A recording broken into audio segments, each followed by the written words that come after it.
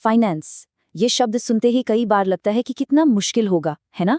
पर क्या हो अगर इसे बिल्कुल आसान बना दिया जाए? तो बस आज यही करने वाले हैं। एकदम जीरो से शुरू करेंगे और step by step pro level तक के कॉन्सेप्ट्स को समझेंगे। मकसद एकदम साफ है। फाइनेंस के बेसिक्स से लेकर जो एडवांस्ड स्ट्रैटेजीज होती हैं वहां तक का एक क्लियर रास्ता देखना। तो हो जाएं तैयार, चलिए शुरू करते हैं। ठीक है, तो अब शुरू करते हैं। देखिए, हर फील्ड की अपनी एक भाषा होती है ना? फाइनेंस की भी है। तो सबसे पहले बिल्कुल बेसिक से शुरू करते हैं, यानी पैसे की अपनी भाषा से। तो फाइनेंस असल में है क्या? बिल्कुल सिंपल भाषा में कहें तो ये सिर्फ पैसे को मैनेज करने की कला है और इसे मोटे तौर पर 3 हिस्सों में बांटा जा सकता है। एक है पर्सनल फाइनेंस, मतलब हम आप अपने पैसों को कैसे मैनेज करते हैं। दूसरा है कॉर्पोरेट फाइनेंस, जो कंपनियों के पैसों से जुड़ा है। और तीसरा है पब्लिक फाइनेंस, यानी सरकार के पैसों का मैनेजमेंट। अब इस भाषा को बोलने के लिए कुछ शब्दों की जरूरत तो पड़ेगी ही। तो चलिए फटाफट कुछ जरूरी शब्दों को देख लेते हैं। इनकम, मतलब जो पैसा आ रहा है। एक्सपेंस, मतलब जो जा रहा है, सिंपल। एसेट, वो चीज़ है जिसकी कोई वैल्यू है और जो हमारी है, जैसे कैश या कोई प्रॉपर्टी। और लाइबिलिटी, वो है जो हमें चुकाना है, मतलब कर्ज। और इन दोनों के बीच का जो फर्क है वही इक्विटी या हमारी नेटवर्थ है।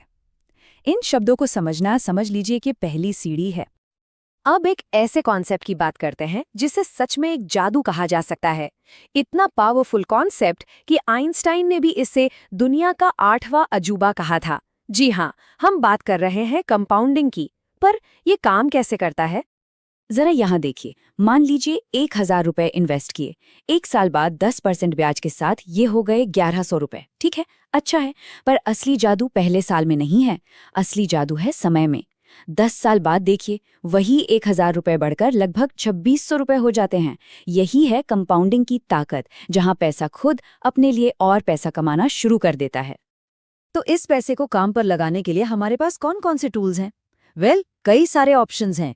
सेविंग्स अकाउंट और एफडी जैसे कम रिस्क वाले ऑप्शन से लेकर स्टॉक मार्केट जैसे हाई रिस्क हाई रिटर्न वाले ऑप्शंस तक। और इनके अलावा सोना, रियल एस्टेट जैसे विकल्प भी हैं। चलिए, बेसिक्स तो कवर हो गए, अब एक लेवल ऊपर चलते हैं। इस नॉलेज का इस्तेमाल करके बेहतर फैसले कैसे लिए जाए, अब देखते हैं एक स्ट्रैटेजिस्ट की टूल किट। आगे बढ़ने से पहले एक सवाल, जरा सोचिए, आज हाथ में मिला 1 रुपया कल मिलने वाले 1 रुपये से ज्यादा कीमती क्यों होता है? सुनने में तो एक जैसा लगता है ना? पर ऐसा है नहीं। इसका जवाब छिपा है टाइम वैल्यू ऑफ मनी के कॉन्सेप्ट में। बात बहुत सीधी है। आज जो पैसा हाथ में है उसे तुरंत इन्वेस्ट करके और पैसा कमाया जा सकता है। यही कमाने की जो क्षमता है वो इसे ज्यादा कीमती बना देती है। और ये फाइनेंस में हर फैसले का एक बुनियादी नियम है। किसी भी कंपनी की हेल्थ को समझना होना तो उसकी रिपोर्ट कार्ड देखनी पड़ती है। और ये हैं वो 3 सबसे जरूरी रिपोर्ट कार्ड्स। बैलेंस शीट, ये बताती है कि कंपनी के पास क्या है और उसे किसे क्या देना है। इनकम स्टेटमेंट, इससे पता चलता है कि कंपनी प्रॉफिट में है या लॉस में। और तीसरा कैश फ्लो स्टेटमेंट, जो असल में कैश के आने जाने पर नजर रखता है। इन्हें समझ लिया तो ये अंदाजा लगाना आसान हो जाता है कि किसी कंपनी में इन्वेस्ट करना ठीक रहेगा या नहीं। और जब कंपनियों की बात हो ही रही है तो चलिए जरा स्टॉक मार्केट को भी समझ लेते हैं। जब हम कोई शेयर खरीदते हैं तो इसका मतलब है कि हम उस कंपनी का एक छोटा सा हिस्सा खरीद रहे हैं। जब बाजार ऊपर जा रहा हो तो उसे कहते हैं बुल मार्केट, और जब नीचे गिर रहा हो तो बेयर मार्केट। और सेंसेक्स, निफ्टी जैसे इंडेक्स, ये समझ लीजिए कि पूरे बाजार का स्कोरबोर्ड है।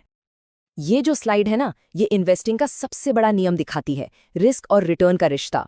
सीधी सी बात है, जितना ज्यादा रिटर्न पाने की उम्मीद होगी उतना ही ज्यादा रिस्क भी उठाना पड़ेगा। ये एक फंडामेंटल ट्रेड ऑफ है, मतलब कम रिस्क में कम रिटर्न और ज्यादा रिस्क में ज्यादा रिटर्न की संभावना। ठीक है, तो हमारी नींव अब मजबूत हो चुकी है। अब बारी है प्रो लेवल पर जाने की। इन एडवांस्ड आइडियाज को प्रैक्टिकली कैसे अप्लाई करें जिससे वेल्थ बनाने में मदद मिले। चलिए खोलते हैं pro level playbook. Portfolio management, ये सच में एक कला है।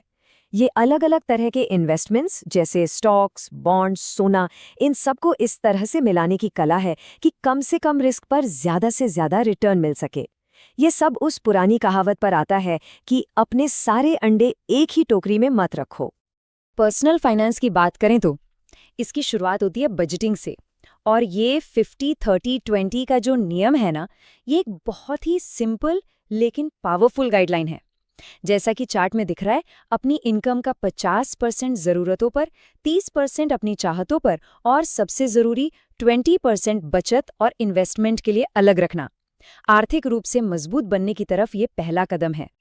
लेकिन एक मजबूत फाइनेंशियल स्ट्रैटेजी सिर्फ बजटिंग से कहीं ज्यादा है।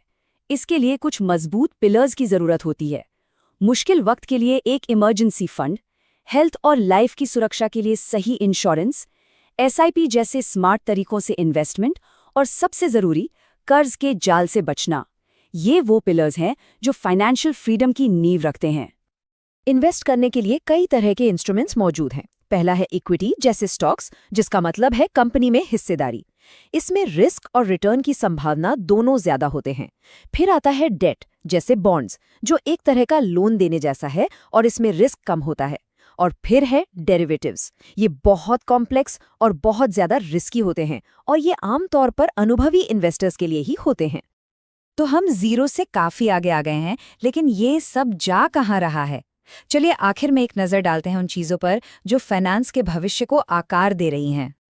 फाइनेंस का भविष्य ना टेक्नोलॉजी और साइकोलॉजी से जुड़ा है। फिनटेक और ब्लॉकचेन जैसी टेक्नोलॉजीज पैसे भेजने और इन्वेस्ट करने के तरीकों को पूरी तरह बदल रही हैं, उन्हें और तेज और ज़्यादा सिक्योर बना रही हैं। और दूसरी तरफ है बिहेवियरल इकोनॉमिक्स, जो ये समझने में मदद करता है कि हम पैसे से जुड़े फैसले अक्सर भावनाओं में आकर क्यों ले लेते हैं। ये वो फील्ड्स हैं जो आने वाले समय में बहुत ज़रूरी होने वाली हैं। तो ये था जीरो से लेकर फाइनेंस की दुनिया तक का सफर। लेकिन सीखने का ये सिलसिला यहाँ खत्म नहीं होता। पैसे की भाषा हमेशा हमेशा बदलती रहती है। तो असली सवाल ये है